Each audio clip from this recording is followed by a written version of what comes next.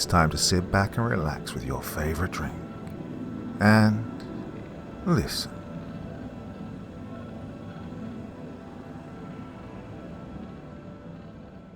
I'm a woman truck driver. My advice is to never ever drive down a haunted road. I'm going to tell you a story. Something that happened to me a few nights ago. What happened to me almost made me want to quit my job. My name's Courtney Bradshaw. I'm a truck driver and a single mom. I spend most of my time on the road. I sometimes even dream that I'm driving on the highway. Being a woman trucker is rough. I have to transport cargo alone at night. Going to rest stops and roadside diners can be a little nerve-wracking. I get a lot of stares from guys. Sometimes I like the attention, and other times it gets annoying. I've never been able to sit down and truly eat at a diner without being flirted with. I ate at a diner one night without being bothered. That's because the diner was near closing time. Well, I guess it's the way I look. Most people don't believe I'm a truck driver. They see my blonde hair, my so-called pretty face, and my cute little figure, and they assume that I work at a nail salon or I'm a flight attendant. They even think I'm a model. Well, I met one guy who thought I was a Dallas Cowboys cheerleader. I guess it was my southern accent and my Dallas Cowboys baseball cap that I wear all the time. My teenage son told me that men flirt with me because I look like Britney Spears. He knows Britney Spears is old-fashioned, but it's the only way he can describe his mom's beauty. I think it's funny and cute. My son's name is Aaron. He's named after his father. My son misses his father a lot. I can remember watching the two of them always playing video games or out in the backyard playing football together. Aaron Bradshaw Sr., my husband, died from a drug overdose 7 years ago. I adored my husband and, I did drugs with him. Both of us would get high on fentanyl and other types of opioids now and then. Every day, I feel guilty because I think about how I enabled my husband. My sweetheart would be alive today if I just stopped doing drugs with him. We would both have gone to rehab together. And then it was just me going to rehab after my husband's death. My son is like a spitting image of my husband. He has his father's good looks. He has his square jawline and his father's gorgeous ocean blue eyes. A lot of girls love my son because of his looks. Well, I love him because he's my angel. Every time I look at him, it's like my husband never died. My son's 17 now. That means my baby is a man and he's got himself a girlfriend. Does that make me jealous sometimes, since I'm an overbearing mom? Hell, yes. I'm sure you moms out there know what I'm talking about, especially if you have a boy who's growing up fast. You can't cradle him anymore because he's gotten so tall and bulky. He's the quarterback on his high school football team. You know he'll be going away to college soon. Well, when he was little, you were the only one who got his affection because you were his mother. But soon he'll get married to a woman who's going to steal all his affection away from you. My son's girlfriend has already gotten started. Hey, well, that's the life of being a mum. Sometimes you've got to let go. Well, my son still loves me because he calls me while I'm on the road sometimes. If I'm delivering a load at night and my son calls me, well, I don't feel nervous. In fact, I love it when he calls during a lonely night drive, because that's when I need his company the most. 2 nights ago, I needed my son's company more than anything. I'm a reefer truck driver, and that's someone who operates a truck with a refrigerated load. I spend most of my nights delivering fresh food and frozen goods to grocery store retailers. Reefer truckers mostly have to do early morning deliveries. That means you have to do a lot of late night driving. Well, the good part about being a reefer truck driver is you earn more money, especially when you have to do a long haul. Well, I love my job and my paycheck. But what happened to me 2 nights ago almost made me quit my job. Have you ever heard about haunted highways? I'm sure you have. Haunted highways or roads are streets are the subject of folklore or urban legends. You hear reports of ghostly apparitions, phantom hitchhikers, and phantom vehicles being seen on a haunted highway. Well, in my case, I had a run-in with ghostly apparitions in a phantom vehicle. It was around 3:15 a.m. I was heading east on a road called Sweet Hollow. Now, Sweet Hollow Road intersects with another road called Mount Misery. Both roads are near a town called Melville in Long Island, New York. I enjoy driving on town roads sometimes instead of taking the highways because it's quieter. But on this night, something told me not to drive down Sweet Hollow Road.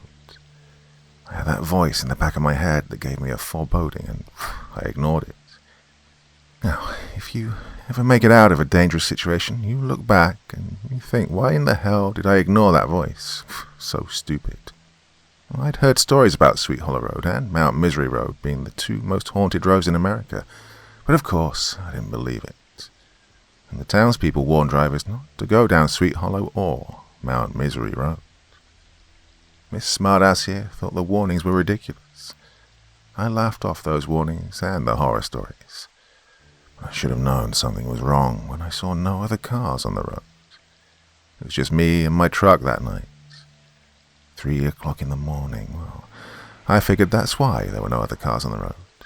The stories I heard about Sweet Hollow Road involved accidental deaths, murders, and suicides. I heard about a young woman who was killed by a jealous boyfriend. They said that her boyfriend threw her out of a moving car and another car struck and killed her. Well, I won't go into all the stories I heard, but it was some really dark stuff. The one tragic story that broke my heart the most was about a group of children who died on a school bus while driving down Sweet Hollow. But I heard a lot of tragic tales and a lot of ghostly encounter stories. Oh, my first encounter with something supernatural happened when I was driving toward the Northern State Overpass Bridge on Sweet Hollow. It was dark, and I saw this mist rising from the road. Well, my truck's headlights did the best they could, but I still had a little trouble trying to see through this strange mist that intensified when I got closer to the bridge. When I drove under the overpass, it got darker and the mist became thicker. I made it halfway onto the bridge and that's when it started. I could see the moonlight coming in through the other side of the overpass, but I saw the moonlight reflecting off of something. It took me a second to notice that someone was standing under the overpass on the other side, and they were standing right in the middle of the road. I slowed my truck down and I brought it to a stop about 50 feet away from the mysterious figure. The strange part is that the mist cleared, allowing me to get a better look at the figure. Also, my truck's headlights helped. When I could get a better look, I saw that it was a teenage boy. I'd say that he was no older than my son. I figured that maybe he got lost or separated from his friends. Maybe he was partying a little too hard and got disoriented on his way home.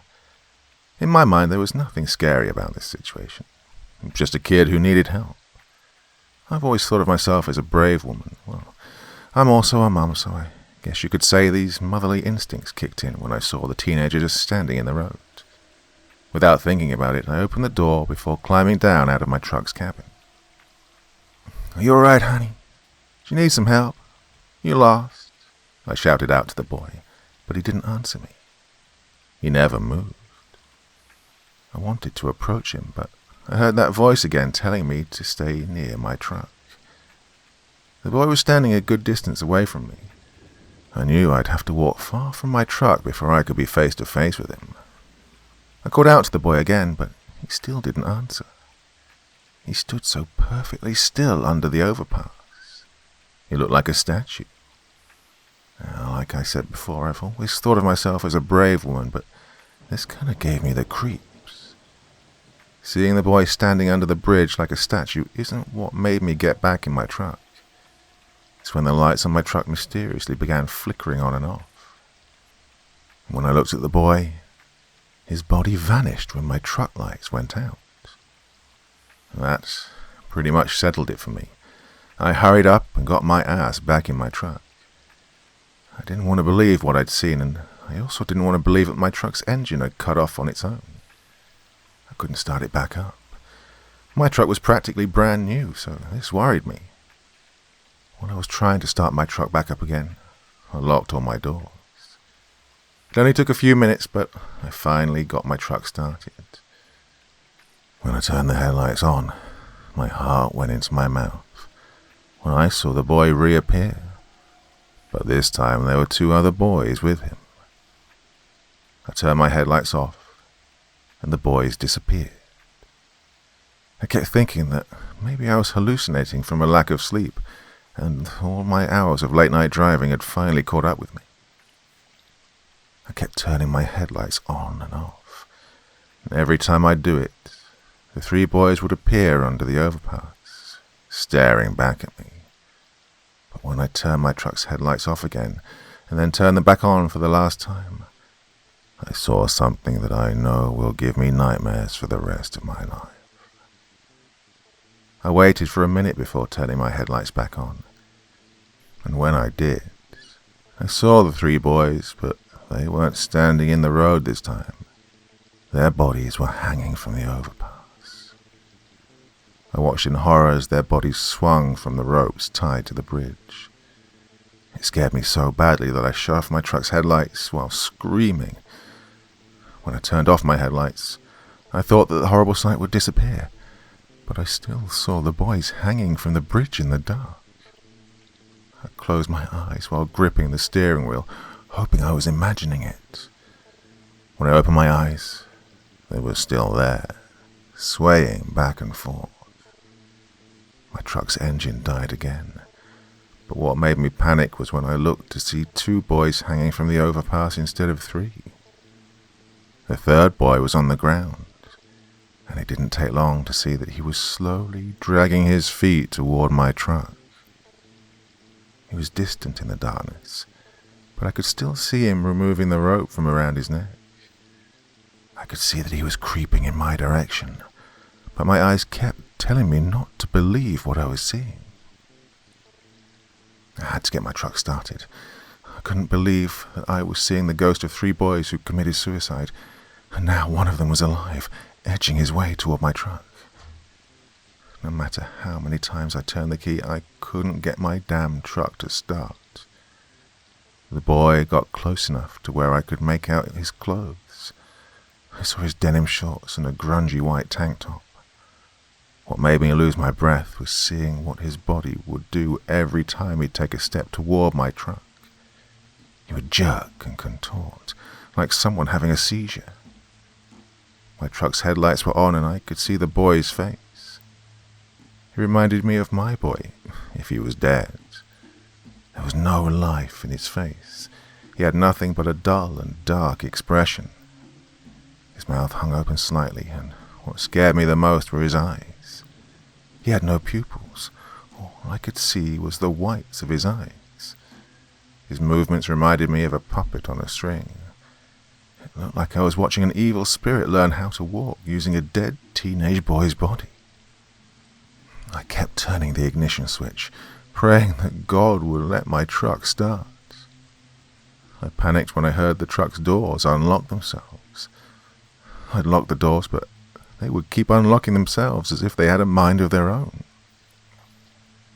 At first, I thought the mechanism that controlled my truck's automatic doors had malfunctioned. I couldn't keep the doors locked, no matter how many times I pressed the button.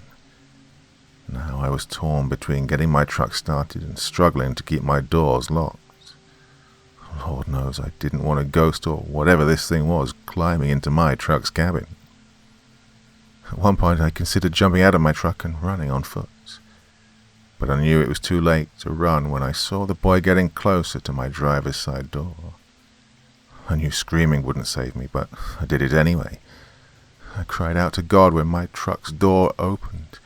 I grabbed the door handle and tried to pull the door shut. I couldn't believe I was playing tug of war with an evil spirit. I kept yelling the word "stop" repeatedly. I even said, "Please, stop, ghost." I guess when you're in shock, anything will come out of your mouth. The ghost kept pulling on my door, and I could see his dull, white eyes staring up at me through the driver's side window. It seemed like the more I would yell "stop," the harder he'd pull on the door.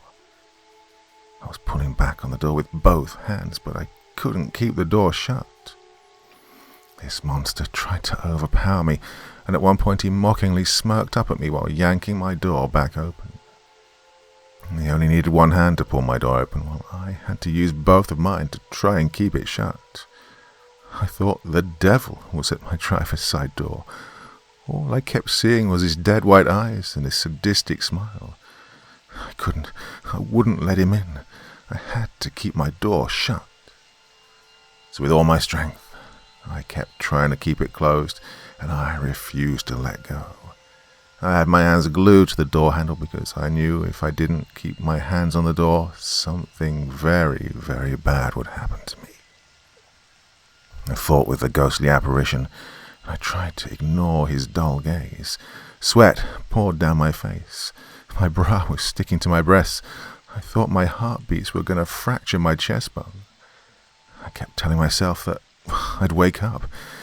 My fear meter went through the roof when I looked to see the other 2 dead boys that were hanging from the overpass were now on the ground, also strolling toward my truck.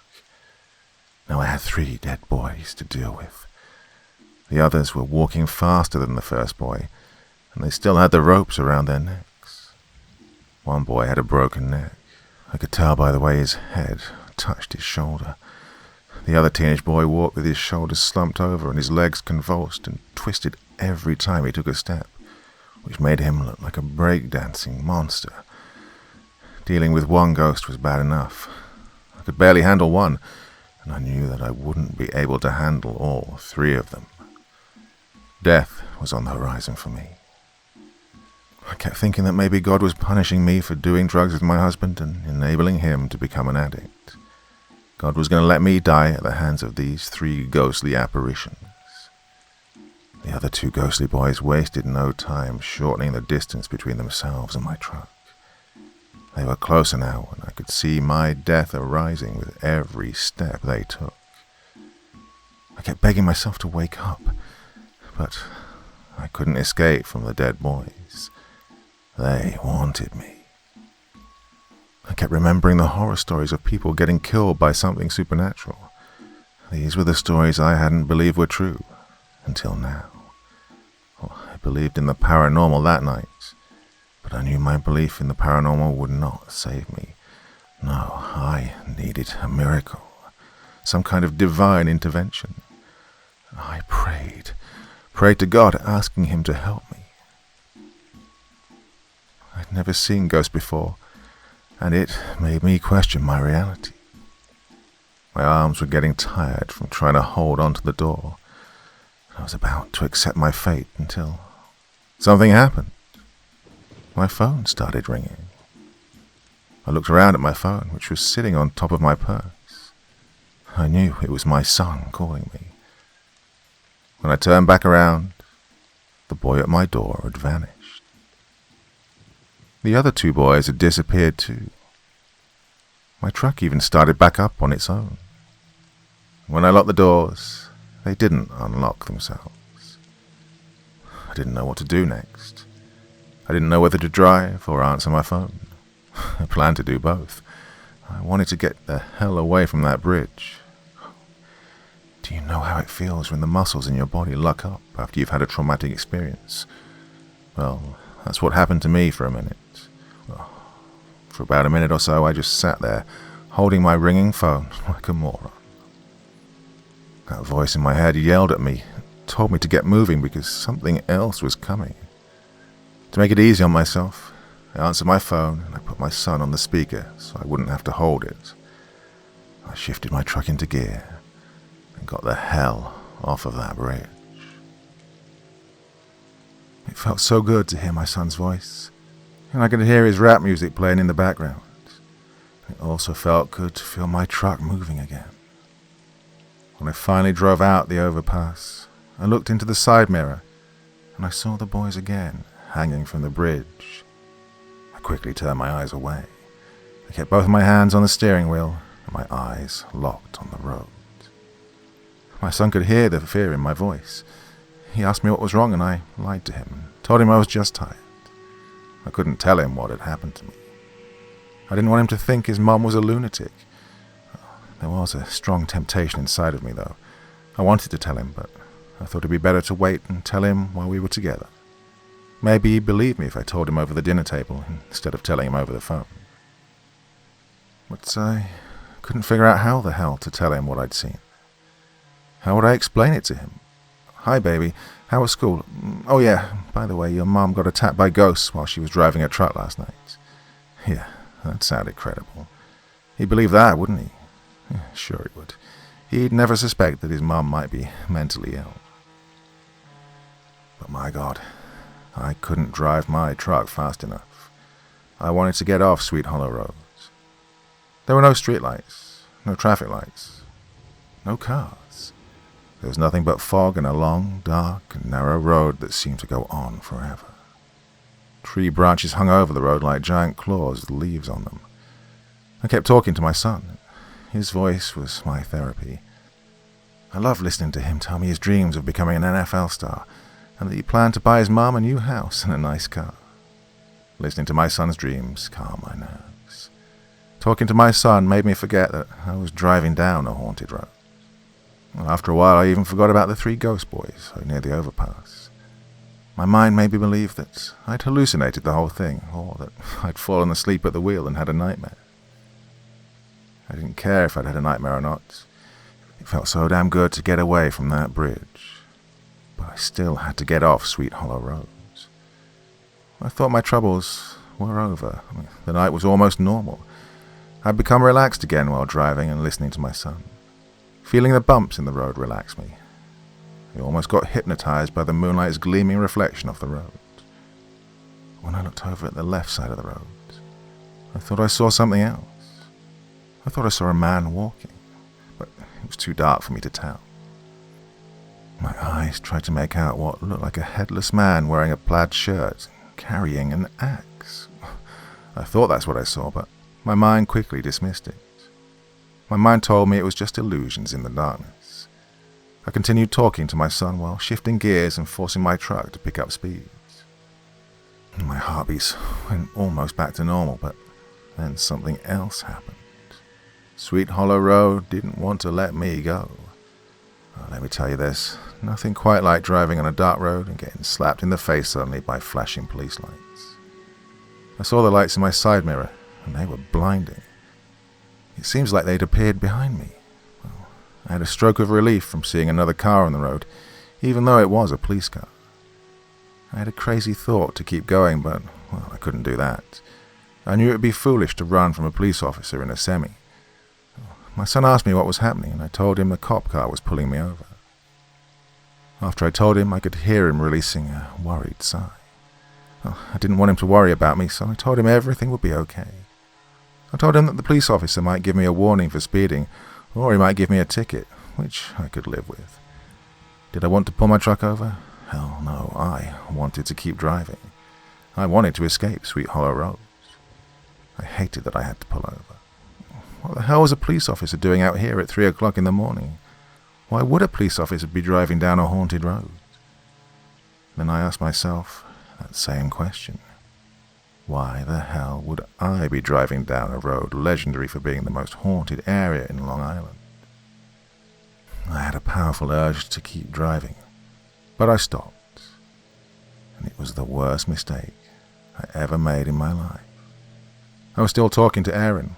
While I was talking to my son, I looked back in my side mirror to see the police officer slowly stepping out of his car. Oh, he was a tall man, medium build. I saw he had a blondish military crew cut and a goatee. Well, it's unnerving when a police officer creeps up to your car with his hand on his gun holster.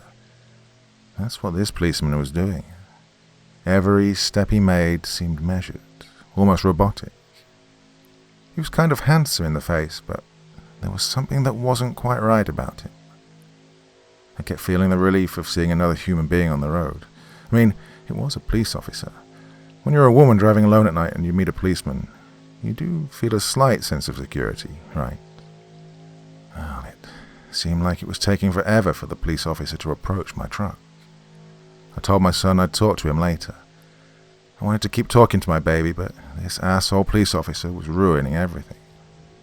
I jumped a little when I saw the officer's big hand tapping on my window. When I rolled down the window, I got a better look at him. He had a well-defined Roman nose and a cleft in his chin. He had a chiseled jawline, rugged appearance. The only thing missing was a cowboy hat. His voice had a calming, deep airiness to it. It seemed like when he spoke to me, his voice sounded far away. It sounded like he was speaking to me from another place. His voice sounded dreamlike. He asked my license, and he asked me where I was going. He told me the reason he pulled me over was that he claimed I was driving a little too fast. I wasn't scared at first. I figured he'd just give me a warning. I definitely didn't want that ticket. When he took my license, I was calm about it. We had a nice but brief conversation. He spoke to me in an almost flirtatious manner. Some things he said were a little sexist, like, "What's a beautiful lady like you driving a big old truck at night?" Well, that made little sense, but I shrugged it off and giggled. Talking to this policeman wasn't unnerving. I kind of enjoyed talking to him. I thought it was odd that he mentioned nothing about Sweet Hollow Road being haunted. I thought about telling him what had happened to me and what I'd seen back at the overpass, but then I thought better of it. I knew he'd probably ask me to step out of my truck so he could give me a sobriety test. Talking to the police officer went smoothly. He had a pleasant demeanor and he seemed charming, and I had no problem talking to him. My problem started after I watched him turn around. After he took my license, he walked back to his squad car, but when he turned around, I saw something that I would never forget. From the front, he looked normal. He looked human. It's what he looked like from the back that made my heart sink down to my stomach. There was blood all over the back of his uniform, and when I looked at his head, the back of his skull was missing. It looked like a machete had chopped off half of his skull. The normal response would have been to drive away immediately, but Miss Dumbass did nothing. I just sat there, frozen. I couldn't drive away. He had my license. I'm sorry, this ghost had my license. Yeah, I know what you're thinking, honey. You're probably reading my story or listening to it and thinking, I should have gotten my ass out of there. You're probably thinking, well, who gives a damn about a driver's license? Well, I wanted to drive away, but I couldn't move. Seeing the back of the police officer's head had paralyzed me. All I did was sit there with my hands glued to the steering wheel. I rolled my window back up, made sure I'd locked my doors, and I just sat there like a deer caught in the headlights. My mind kept telling me that what I'd seen was just an optical illusion. I wanted to believe that what I saw was an illusion. I couldn't move, and I didn't understand why. When you see a policeman with the back of his skull missing, your natural reaction is, or should be, to haul ass. I started thinking about my last ghostly encounter at the overpass. I thought about what almost happened to me, and that the same thing was happening all over again. My reality sunk in, and I was about to drive away, but a knock on my window prevented me. I waited for a minute before I rolled down my window. I saw my trucker's license being handed back to me. Well, this might sound stupid to you, but I had to get my trucker's license back. Now, I know I sound stupid, but I couldn't stop my hand from shaking when I took my license, and I got a better look at the policeman's half-decapitated head. Every few seconds I'd blink my eyes, hoping maybe my vision was off, but it wasn't. And I didn't sense that pleasant demeanor anymore. He didn't have the same smile he'd had when he'd approached my truck. Now he had a different smile, an inhuman smile. It looked like something abnormally stretched his lips across his face. And I knew I was in trouble when he asked me to step out of my truck. I felt nauseated when I could see brain, tissue, and blood dripping down the back of his neck. His head was so messed up, it looked like a shotgun blast. Every time he turned to the side, I could see how his skull stopped at where his ears were. The rest of his military crew haircut vanished into a bloody black hole. Now, when you see something abnormal or disfigured, your mind tries to fix it. And my mind kept trying to fix his broken skull. I zoned out for a minute, and I came out of my daze when he asked me to step out of my truck again. This time he raised his voice slightly. His voice didn't sound calm anymore. It didn't even sound like a man's voice. I mean, he still sounded a little like himself, but his voice had turned ragged. There was a rough edge that I didn't hear in his voice before. It was borderline demonic. He asked me to step out of my truck a third time.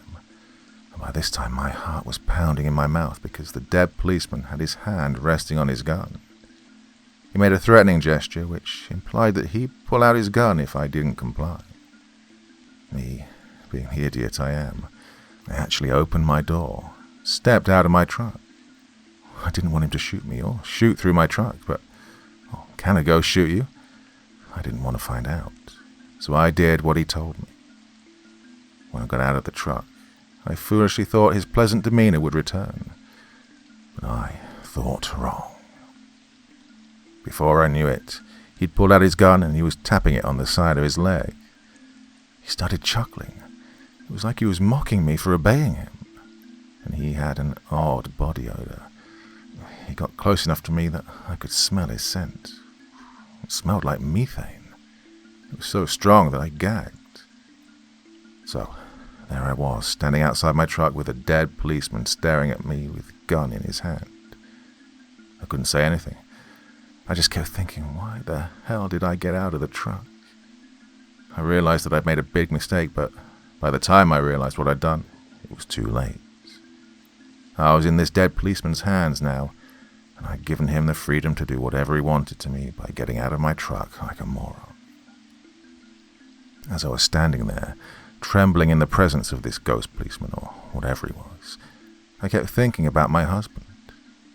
I kept thinking about how I wanted to see his face. The policeman started easing up on me, and he nuzzled my backside into my truck's trailer. I didn't know what he was about to do until he told me through a whisper. He wanted me to kiss him. He told me to give him a passionate kiss. He said that if I gave him a passionate kiss, he said that if I gave him a bad kiss, he would arrest me and take me to a place where only the dead were allowed. And when he said that, I knew what he meant. I was sweating bullets. I wanted my son to call me again. I wanted to hear my phone ringing. My ringing phone wasn't going to save me the way it did back at the overpass, though. I tried to think of how to escape. While I was in mid-thought, the dead policeman nailed me in the face with his lips. There's nothing worse than kissing the dead. You can almost smell the graveyard scent, and I could smell it on the policeman. It was a putrid, sulfuric smell, the smell of an earthy death, the smell that comes from every type of dead organism. No, I had a dead organism trying to force his tongue down my throat. It was wet and cold, and his lips were like ice. No, I wasn't ready for the kiss, and this meant I gave the dead policeman a bad kiss. I watched him slowly take his lips away from mine, and he was shaking his head while giving me a disappointed stare. The next thing I remember was feeling his long, icy fingers grabbing my throat. Then I felt his revolver pressing against my chin. He whispered in my face, "Kiss me again." When he did, he sounded far from human. It sounded like Satan himself had whispered in my face. I looked up into his eyes. They were steel grey at first, but then they began to transform into that familiar, dull, snowy white colour. I wasn't trying anything again. No way I was kissing him, especially after I watched his eyes turn white. No, I let out a war cry and I shoved him back. I was surprised at my strength, but then I remembered I was pushing away an evil ghost or a demon. I got in my truck so fast that I ripped the back of my denim skirt. A monstrous roar shocked my ears. Then I heard a few loud pops after I jumped back in my truck and slammed the door. My driver's side window shattered, and that's when I knew it was gunfire. Glass flew in my face and hair. It covered my pink blouse. I lost my baseball cap and my high-heeled sandals when I started running, but I didn't give a damn. I was glad that I saw glass on my sleeveless blouse and not blood. I screamed and ducked down when I heard more bullets entering my cabin. I could hear him shouting at me through a ghoulish voice. He kept calling me darling, and that he didn't want to kill me, but he had no choice. Well, that was it. I fastened my seatbelt, shifted my truck into gear, and I floored it. It was the smartest thing I ever did. It was something I should have done in the first place. I had my truck barreling down the road. I looked in my side mirror and I saw police lights pursuing me. I tried to keep my eyes on the road, but I kept glancing down at the speedometer. Every fearful thought went through my mind. I wanted my truck to go faster, but it could only do so much. When I looked into my right side mirror, I could see the police car speeding up near my blind spot. I heard a few more popping sounds and I could hear bullets ripping through my trailer. I screamed when I felt my truck jerk to the side. I knew he was ramming his police car into my trailer. I watched as he roared up beside me, and he rammed his car into my passenger door. I swerved a little. Getting chased and shot at by a phantom police officer was something I wasn't prepared for. The sounds of bullets ripping through my truck's cabin forced me to duck every few seconds, and I was doing close to 80 miles an hour. My eyes kept shifting to my right side mirror. I'd see him constantly roaring up beside me. Every time he would attempt to drive up beside me, I'd drive my truck into his path, clipping the front of his police car. I was trapped in a cat-and-mouse game with a hostile ghost. When he'd swerve his police car to the right side of my truck, I'd swerve my truck in front of him, cutting him off. When he'd swerve to my left side, I'd be right there in front of him. But I didn't want him to roar up beside me again. I knew that if he kept shooting up into my cabin, a bullet would hit me eventually. I heard that voice telling me I was gonna die. The voice in my head didn't sound like my voice this time. No, it sounded like the voice of a demon. It sounded like the dead policeman's voice, telling me that I was going to lose control of my truck and die. I did everything I could to lock the voice out of my head. Whenever I'd come up on a curve in the road, my heart would slam into my chest. I kept seeing my truck tipping over. Panic would override me every time I'd slow down to go round a curve. I could hear my truck's tires squealing, and the wind came rushing through my broken driver's side window, blowing my hair in my face. I could hear the trailer grinding and swaying behind me. Any wrong move and I would have been dead. No matter how hard I'd push my truck, I would look behind me and see those police lights right on my tail. I could hear his police car's engine revving up, and I could hear his tires screaming every time he'd swerve back and forth behind my truck. I heard more gunshots, and I knew somehow that he was trying to shoot at my tires. All I could do was swerve my truck in front of him. I felt determined not to let some ghost policeman shoot at my tires. Weird things started happening inside my truck's cabin, but I didn't let it distract me. My interior lights flashed on and off. My dashboard lights were flickering. My radio would turn on and off. My worst fear was my truck's engine shutting off while I was moving. I was moving close to 90 miles an hour when my electronics in the truck started acting up. I thought I was going to die. I thought that the dead policeman was going to appear in my cabin. A nagging, burning sensation went through my arms. I was straining the muscles in my arms from trying to steer my truck. The thought of death continued to arise in my mind, and it tormented me. Sweet Hollow Road still had me as its prisoner. I almost broke down in tears when I saw nothing but an endless stretch of dark pavement. I kept looking in my side mirrors, wanting to get away from those police lights. I did not want him to catch me. This ghost was persistent, and I could feel him reaching out to grab me. I heard a bullet strike my right side mirror, and I jumped. Every worst-case scenario played itself out in my head. What if he shot my tires out? Would I still be able to steer my truck?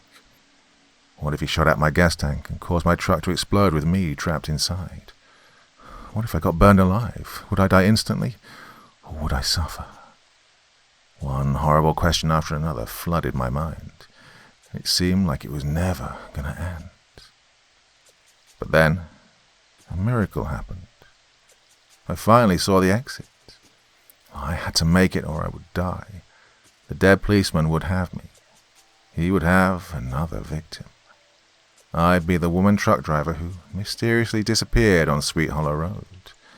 The police never found her body. They only found the mangled remains of her truck. I'd be just another horror story. The ghost policeman chased me another 10 minutes. It was the longest 10 minutes of my life. When I finally got near the exit, the policeman and his car disappeared. There was nothing but endless darkness behind my truck again. It was over. When I looked at my driver's side window, the glass was intact. There was no shattered glass on me. There were no bullet holes in my truck. No damage whatsoever. It was like the whole thing had never happened. Yes, I know I said this already, but driving away from that policeman was something I should have done. Yeah, I'm one of those blonde-haired girls, and I know you're probably fitting me into a dumb blonde joke right about now. That's okay. I won't blame you. I am stupid, but at least I'm alive today to tell you my story. I'm alive today because I got off of Sweet Hollow Road. I haven't told my son yet, but I do plan to tell him. I just hope that after telling him what happened to me, he won't try to have his mum committed to a mental hospital. Well, I'm at lunch with my son right now. He went to the restroom and I'm sitting at this table using my phone to text my story to you. I hope you don't think I'm crazy. I know I think of myself as some blonde, dumbass single mum, but I never want to think of myself as being crazy. I know my story sounds ridiculous, but what happened to me on Sweet Hollow Road was real. I didn't imagine it, and I want you to believe me.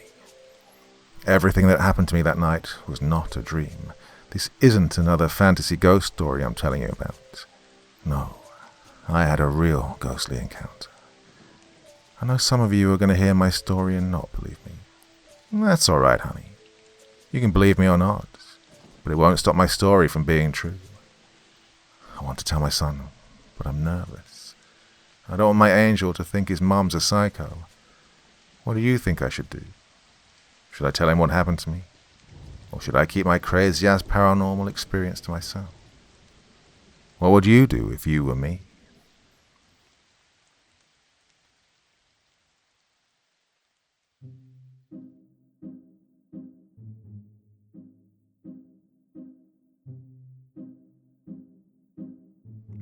Well, all right.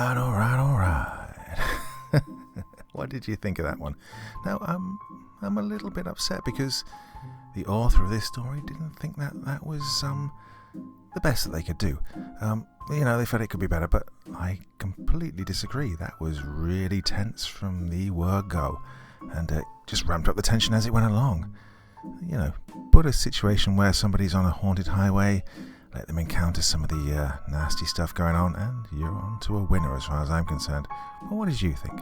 Agree with me? Thoughts, feelings in the comment section below the video. And as ever, I'll do my best to reply to everyone.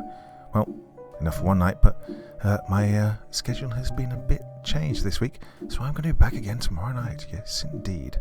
Thursday night special. You're going to join me, aren't you? Of course you are. So, till tomorrow night, very, very sweet dreams, and bye-bye.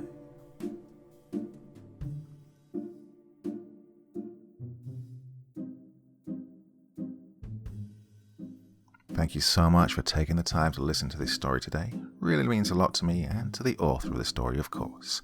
Well, if you want to know more about me, I'm pretty much everywhere on social media. You can find me on Facebook, Twitter, Instagram. You can download my music on SoundCloud.